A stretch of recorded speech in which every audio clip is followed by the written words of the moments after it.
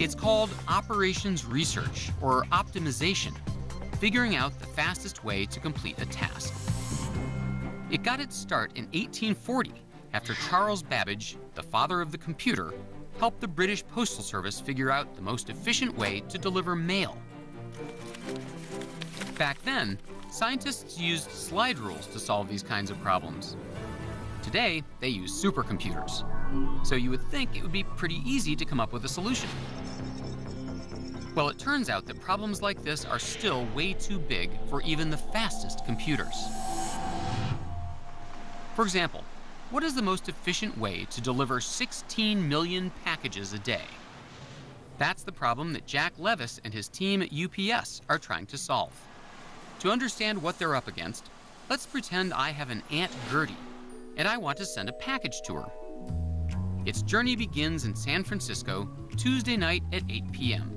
By 2 a.m. Wednesday morning, it lands in Philadelphia, only 140 miles from Aunt Gertie. 7 a.m., it arrives here at the UPS shipping center in Gettysburg, Pennsylvania. It's already traveled over 2,500 miles in less than 12 hours. It would seem like the hard part's done. But, as I found out, it's just the beginning. Once it's on the truck, figuring out the fastest way to get it the final 4 miles to Aunt Gertie's, that's the real challenge. To do that, you have to solve a very difficult and complex math problem. Traveling salesman problem. Traveling salesman problem? The traveling salesman problem. What's that? It poses the question of what's the most efficient way to visit locations, just like a traveling salesman used to have to figure out. Simple, right?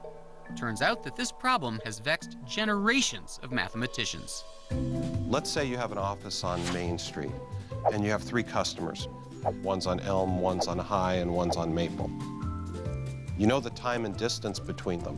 Well, what's the most efficient way to visit these customers? So, Elm, High, Maple, that's 1. Maple, High, Elm, that's 2. High, Elm, Maple, 3. High, Maple, Elm, 4. 4. Well, there's 6. You know how I know there's 6? How? With 3 customers, it's 3 times 2 times 1. There's 6 ways. If you double that to 6 customers, now there's 720 ways. At 12 customers, there's 479 million ways. If you had 25 locations to go through, there's 15.5 trillion different ways to visit 25 locations. Trillion? So, if a 25-stop route has trillions and trillions of possible combinations, imagine how many possibilities there are in the 140-stop route that will take my package to Aunt Gertie. There's not even a number to articulate this. There's more ways to deliver